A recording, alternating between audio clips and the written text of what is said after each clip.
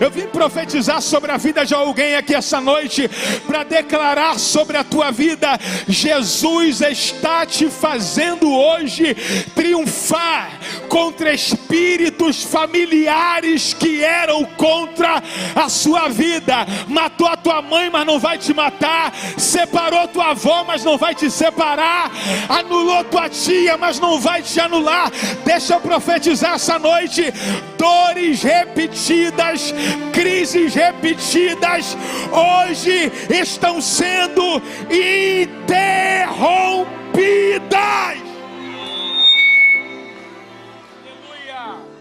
Lucas capítulo de número 7, versículos de número 11. Você que achou, diga: eu vou para o céu. No dia seguinte partiu Jesus para uma cidade chamada Naim. Com ele caminhavam os seus discípulos e uma grande multidão. Ao se aproximar da porta da cidade, estava saindo o enterro do filho único de uma viúva, e grande multidão da cidade a acompanhava. E ao observá-la, o Senhor se compadeceu dela e a encorajou: não chores. E aproximando-se, tocou no esquife. Então os que o carregavam pararam, e Jesus exclamou: jovem, eu te ordeno, levanta-te. No mesmo instante, o jovem que estivera morto se pôs sentado e começou a conversar. Assim Jesus o restituiu à sua mãe. E todos foram tomados de grande temor e louvavam a Deus, proclamando: grande profeta foi levantado entre nós, e Deus veio salvar o seu povo. Estas notícias a respeito de Jesus circularam por toda a Judeia e regiões circunvizinhas. E você diz amém. Se assenta, glorificando a Jesus. Olha para esse irmão que está lá, diga assim para ele: eu sou tão abençoado, mas tão abençoado, que quando esse culto acabar, eu vou te levar para jantar. Olha a profecia. Esse texto ele retrata uma cena de drama, de medo e de desespero. E drama, medo e desespero é algo que, se já não fez parte da sua vida, um dia possa vir a fazer. Esse texto ele fala de alguém que está no início dele perdendo algo que muito amava. Eu posso dizer que 99% das mulheres, elas carregam dentro delas um sonho. E que sonho é esse? É o sonho de serem visitadas pela bênção da fertilidade. Terem o seu ventre alcançado por Deus através de uma gestação. Algumas delas acreditam tanto que isso é especial, que isso é positivo, que elas, mesmo debaixo de crises conjugais, elas colocam o desejo de ter um filho, acreditando que o filho ele pode restituir até mesmo um casamento. Algumas pessoas, tendo dificuldades de serem alcançadas pela gestação, investem o que tem e o que não tem em prol disso. Pegam empréstimo, vendem carros, juntam dinheiro, porque acreditam na continuação da sua geração. Essa mulher, ela projeta esse filho, e ela não pensa apenas no filho, ela pensa nas marcas que a sua família vai deixar através dessa criança. E quando são alcançadas pelo ventre e recebem a gestação, começa-se então muitas das vezes a se conjecturar: com quem vai parecer? Será que vai parecer comigo? Será que vai parecer com você? Antigamente a gente tinha dificuldade para poder ver na ultra até mesmo sexo. Hoje em dia a gente tem quase que a imagem da criança de forma fidedigna. Dá para ver a espessura da orelha, da cabeça, tamanho dos olhos, lábios. Aí você olha na ultra e fala: ih, vai parecer com você, olha o tamanho do teu nariz. Aí a mulher: vai nada, olha a sua orelha. Aí ele fala: não, mas você está em textão, mas o cabelo que esconde. Coisas que são totalmente irrelevantes no período da gestação, porque o que mais nós queremos quando somos alcançados pela bênção é a criança nascer e ouvir do médico: a criança está cheia de saúde. Quando essa criança nasce, a mãe e o pai, eles começam a investir tudo o que é possível para dar à criança aquilo que eles nunca tiveram, seja de forma emocional, seja de forma financeira. Se investe amor, se investe dinheiro, se investe sentimentos, se investe em coisas que você nunca teve. E por mais que você nunca tenha tido, você quebra uma forma, escreve uma forma nova, para que a tua família possa viver agora em uma outra dimensão. Essa criança, ela cresce e ela traz alegria. E ninguém espera perder essa criança de forma repentina ou abrupta. É basicamente isso que está acontecendo dentro da vida dessa mulher. Ela talvez sonhava com esse filho, ela investe no filho, o filho vai crescer. E quando esse filho cresce, a vida, de uma forma muito hostil, muito sinistra, vai arrancar aquela criança das mãos da sua mãe. Aquela criança, ela não perdeu a criança, ou a mãe não perdeu aquela criança porque deixou de cuidar daquela criança. Diferente daquelas duas meretrizes que têm a sua causa julgada através da vida de Salomão, onde uma vai rolar por cima da criança e por descuido mata a criança, tira a viva dos seios da outra e coloca no seu, pega um morto do seio dela e coloca no seio da outra que tinha um menino vivo. Não é o caso dessa mulher. Essa mulher, ela investiu no filho, ela deu amor para o filho, mas a vida de forma violenta arranca a criança das mãos da sua mãe. Perceba que ela não perdeu por falta de investimento. Ela investiu e mesmo assim perdeu. Eu aprendo que muitas das vezes, algumas coisas você pode até investir, mas você pode perder. Você pode dar amor, mas você pode perder. Você pode dar o seu melhor, mas você pode perder. Você pode investir tempo, qualidade, fidelidade, hombridade, amizade, confiança e pode acabar. Eu queria que você entendesse que nem tudo que acabou por culpa sua. Porque algumas coisas não dependem de quem está dando, depende também da terra que está recebendo aquilo que você está oferecendo. Eu estou pregando para mulheres que passaram pelo tribunal do divórcio, mas a culpa não foi sua. Eu estou pregando para pessoas que precisaram terminar um noivado e um namoro, mas a culpa não foi sua.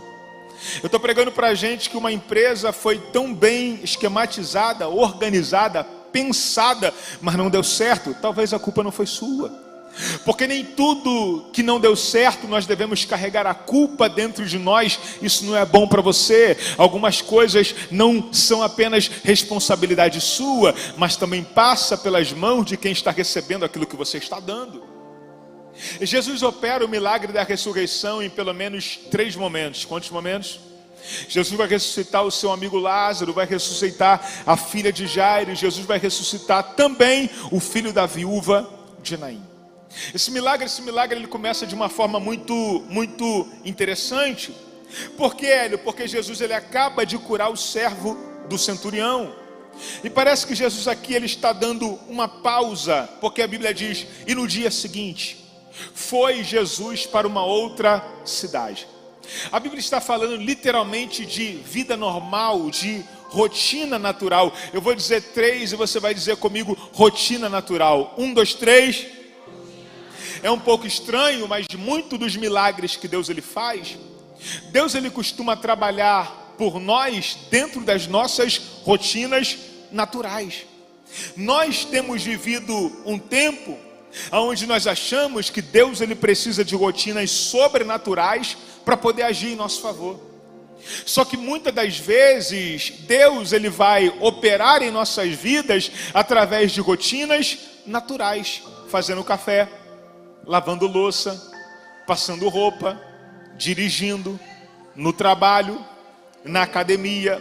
Um dia eu recebi um testemunho de um irmão que ele acordou e pela manhã, quando ele foi abrir o e-mail dele, a mensagem da aprovação estava chegada, já tinha chegado. Um dia eu recebi o testemunho de uma irmã que ela sentiu como se algo fosse arrancado de dentro dela. Quando ela foi no médico, o caroço já não estava mais lá. Porque Deus ele tem costume de nos surpreender e trabalhar de forma natural, de sobrenatural, dentro das nossas rotinas naturais. Talvez vá ter um dia que você vai estar indo caminhar no meio da rua e você vai sentir como se algo fosse arrancado de dentro de você. E quando você for fazer o próximo exame, a enfermidade não estará mais lá. Talvez você vai estar vindo para o culto numa quarta-feira totalmente normal, e quando você estiver chegando aqui, colocando o teu carro no estacionamento, o teu marido vai te mandar uma mensagem: espera do lado de fora, porque eu estou indo para a igreja. Só que o esquisito não é ele vir, o esquisito é que já está um ano que ele está afastado e não pisa numa igreja, e quando o culto acabar, ele vai estar aqui com a sua mão levantada para poder entregar a vida dele para Jesus.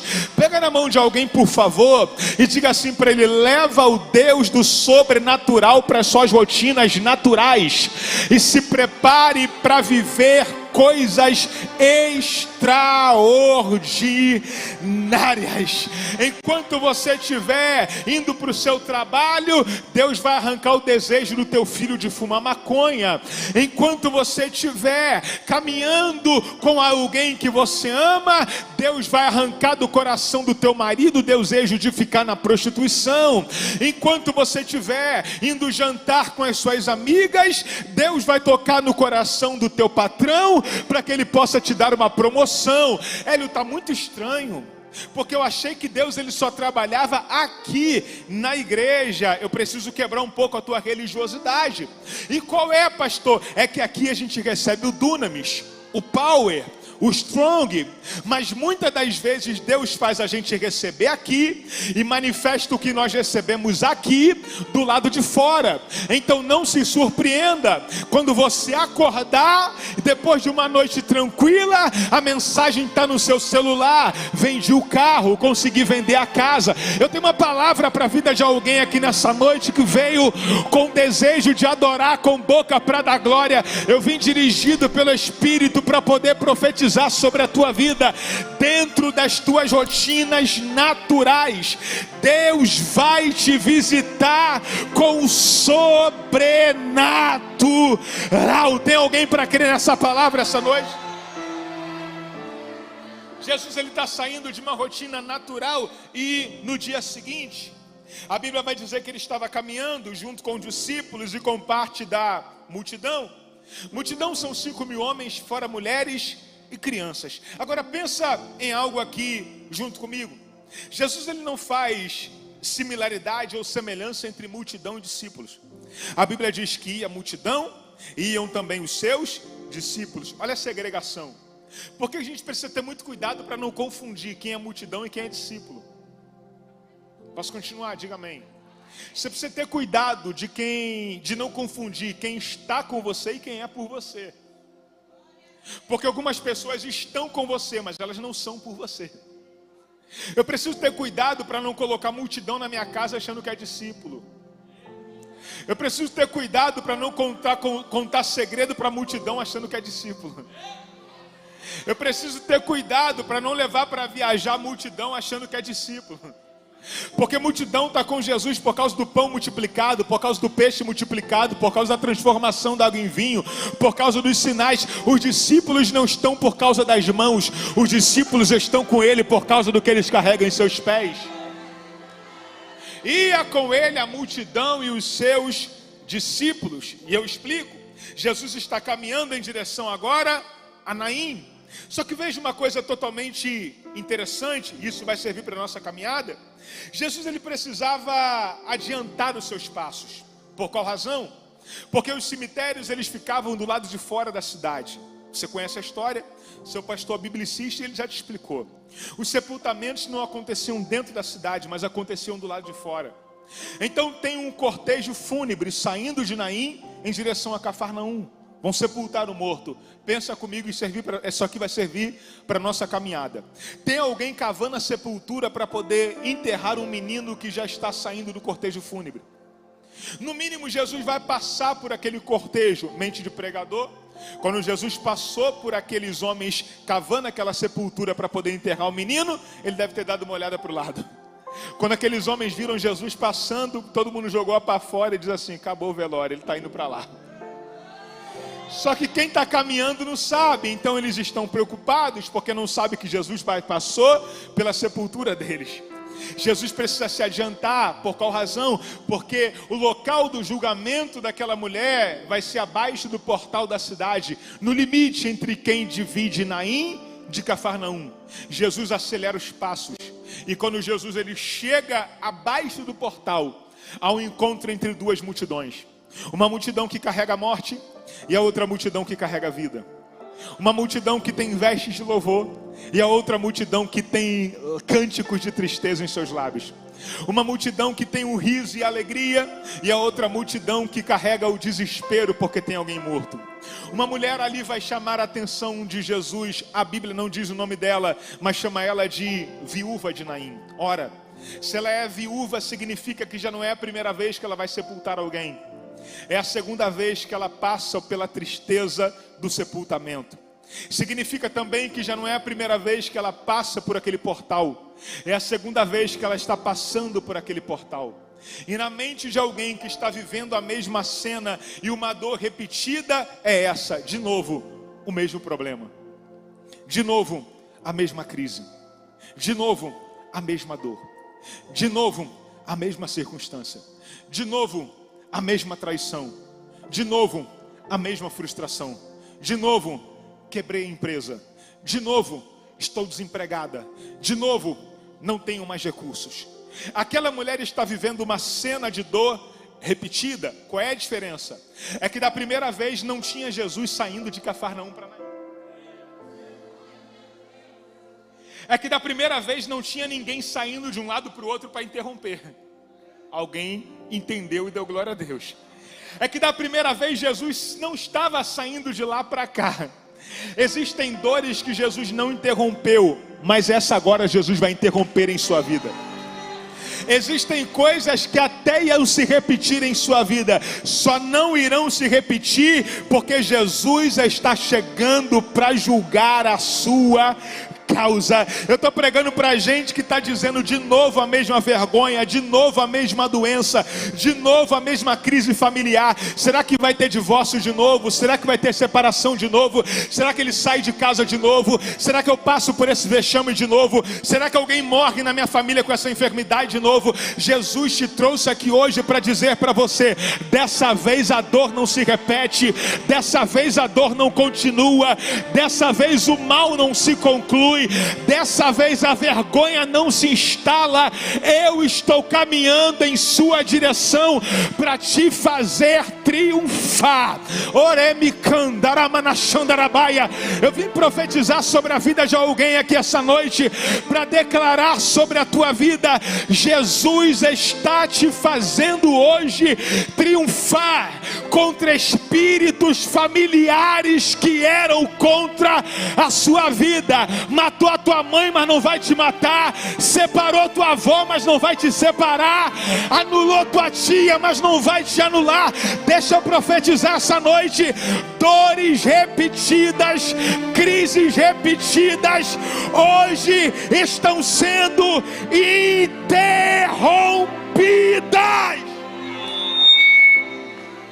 Aleluia, aleluia. Diga para alguém: Jesus está interrompendo. Diga isso para ele, diga para ela: seque as lágrimas, Jesus está interrompendo. Não, você não disse diga seque as lágrimas, Jesus está interrompendo. Não é permitido alguém atravessar a cidade para sepultar alguém e voltar. Se se atravessa para sepultar a cidade, tem que concluir o que iniciou. Jesus está... Como é que é o seu nome, pastora? Pastora Maiara. Jesus está no limite entre uma cidade e outra. Não é permitido ir e voltar. Se passou, tem que continuar. Jesus não chega quando aquela mulher está saindo de casa. Jesus chega quando ela está a um passo de não poder voltar mais. Porque tem horas que Jesus vai chegar quando você tem prazo para resolver o problema. Tem horas que Jesus vai chegar quando você fala assim: eu tenho 90 dias ainda, dá tempo. Tem horas que Jesus vai chegar quando o médico falar assim: não, toma esse remédio aqui porque vai adiantar. Tem horas que Jesus vai chegar quando o médico fala: não, tem tratamento, vai funcionar. Tem horas que Jesus vai chegar quando o marido disser assim para você: eu estou saindo para relaxar minha cabeça, mas daqui a pouco a gente conversa. Só que tem horas que Jesus vai chegar quando você estiver sem prazo para recorrer. Tem horas que Jesus vai chegar quando o médico disser: você está no seu limite. Tem horas que Jesus vai entrar quando o marido pegar tudo e disser: eu estou indo embora, acabou. Tem horas que Jesus vai entrar quando o credor bater na tua porta para dizer para você: é o teu último dia, se não resolver amanhã, eu quero a casa, eu quero o carro. Mas nem que seja no limite, Jesus vai aparecer. Será que tem alguém para crer nessa palavra? Isso aqui não é para alguns, mas são para poucas pessoas. Não desista porque Ele está chegando. Não pare porque Ele está chegando. Não retroceda porque Ele está chegando. Não desanime porque Ele está chegando. Pastor, eu não estou aguentando mais. Continua, porque nem que seja no limite, Jesus vai aparecer.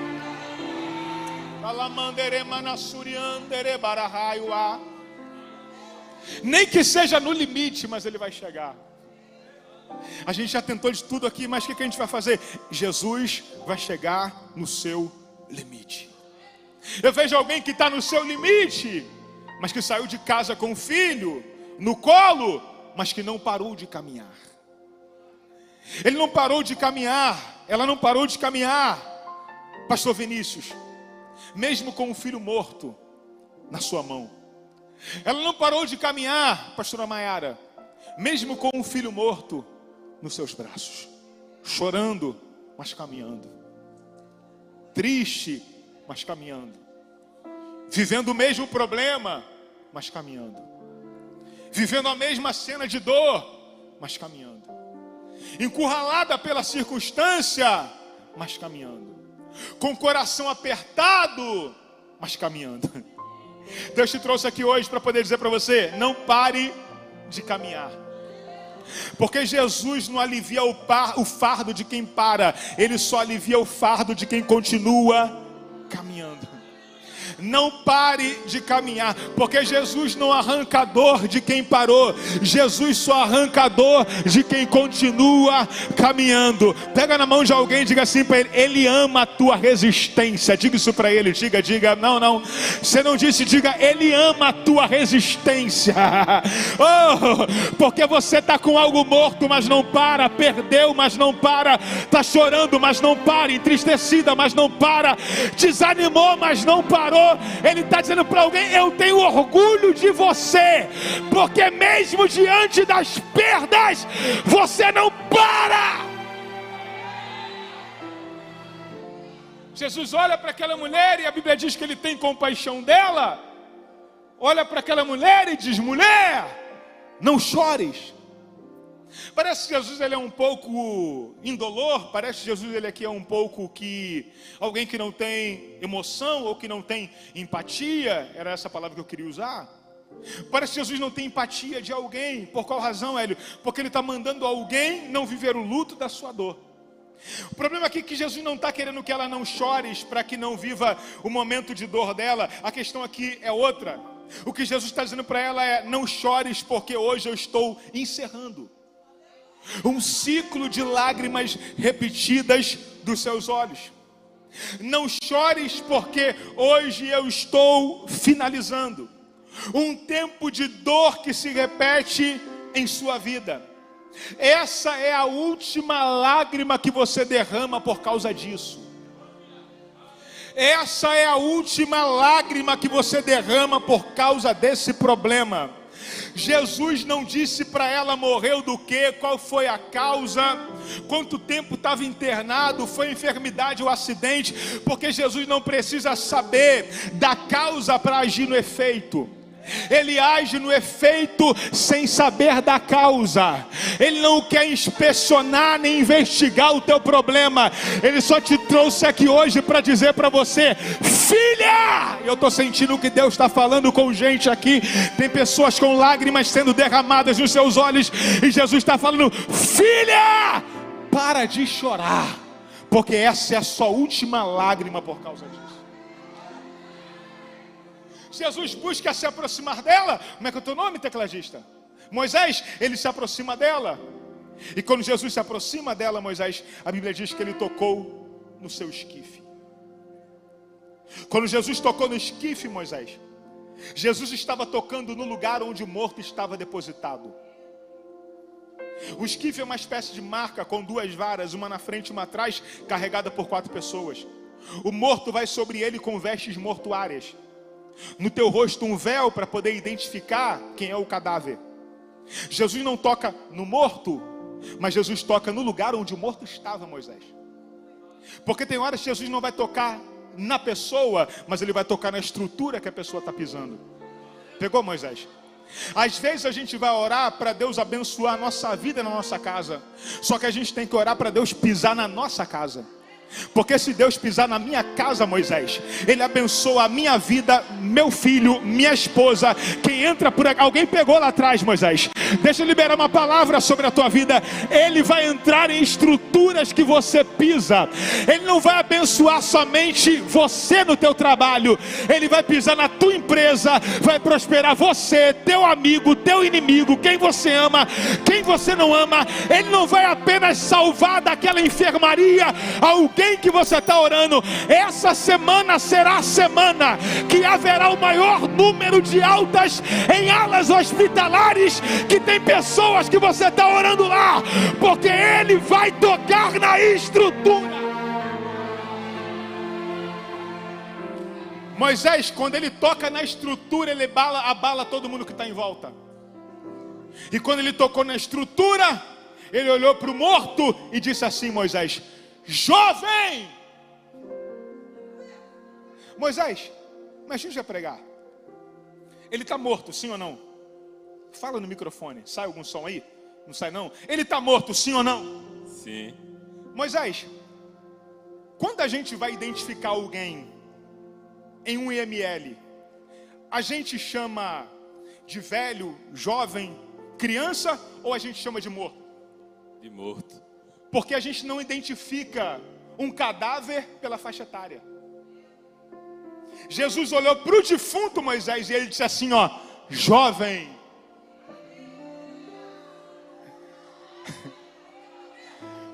Porque aquilo que para algumas pessoas está morto, Moisés, para Jesus ainda é um jovem. Para o judeu, Moisés, o jovem é o auge da força de qualquer ser humano. O que Deus está falando para REC hoje, Moisés, é isso aqui. O que para você está morto, para mim ainda vai te dar alegria. Ainda tem força, ainda tem vigor, ainda tem estabilidade, ainda tem coragem. Pega na mão de alguém, por favor, e diga assim para ele: você ainda vai ser feliz. Você ainda vai ser feliz. Você ainda vai viver a plenitude do... Pastor, mas a minha idade, jovem. Pastor, mas o meu tempo, jovem. Pastor, mas já estou com 40, jovem. Pastor, mas já estou com 50, jovem. Pastor, mas já estou com 60, jovem. Pastor, mas já estou com 70, jovem. A promessa está de pé, a promessa está viva, está na validade, jovem.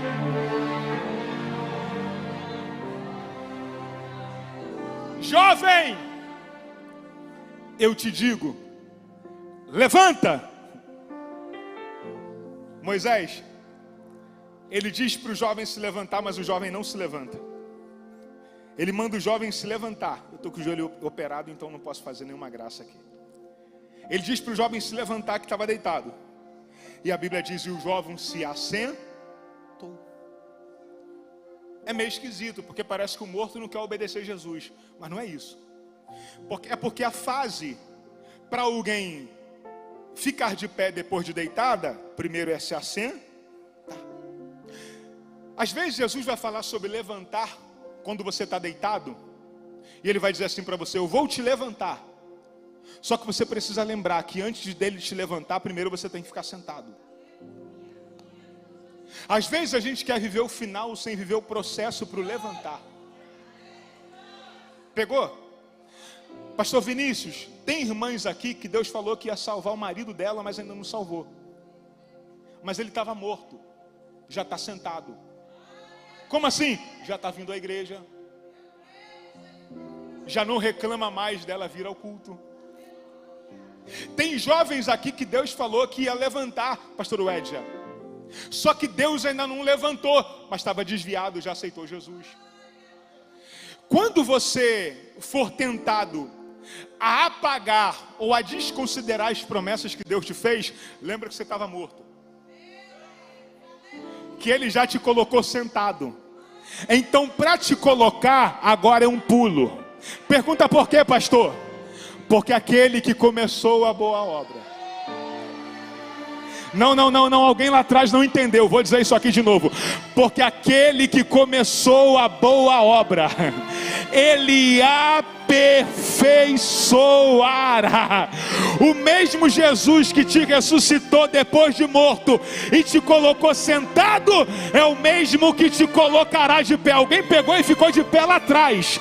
Eu quero profetizar sobre a tua vida. Alguém pegou lá atrás também. Se prepara, porque aquele que começou a boa obra, Ele aperfeiçoará. Ei, Satanás tinha tempo demais para te sepultar depois que você estava morto, mas se ele não aproveitou a oportunidade dele, eu estou com meu corpo todo arrepiado aqui, mas se ele não aproveitou a oportunidade dele, agora ele está ferrado, porque se ele não usou a chance dele lá atrás, a chance que ele tinha, ele perdeu. Deus se levantou e agora ele vai concluir a obra que ele começou. Tem alguém para crer nessa palavra? Dá um pulo da cadeira para adorar a Ele.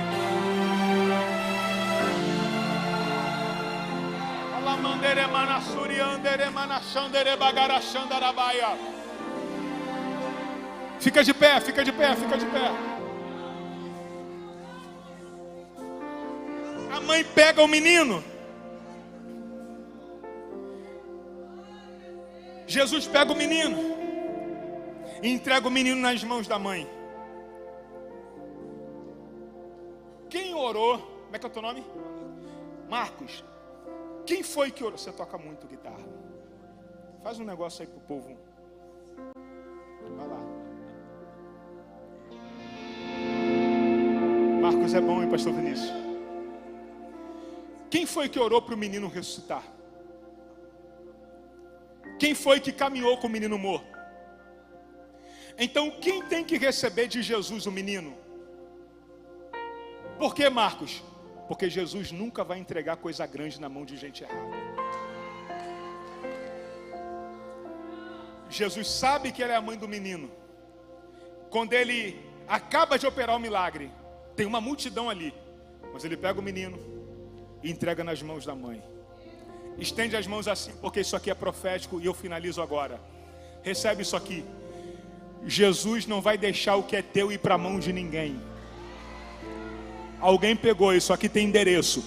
Jesus não vai deixar o que é teu ir para a mão de ninguém. O que você está regando com lágrimas, o que você está pedindo no altar, o que você está pedindo em campanha toda quarta-feira aqui, não vai para as mãos erradas. O que você está regando com lágrimas, com oferta, com sacrifício, vai direto para a sua mão. O teu milagre tem o teu endereço, o teu milagre tem o teu DNA, o teu milagre sabe a tua geografia.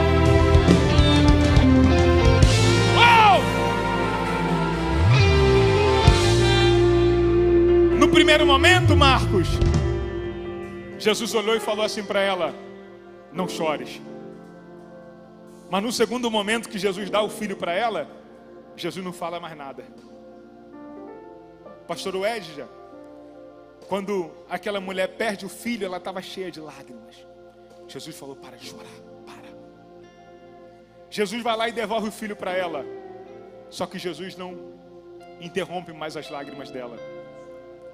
Porque as primeiras lágrimas, pastor Edja, era de dor.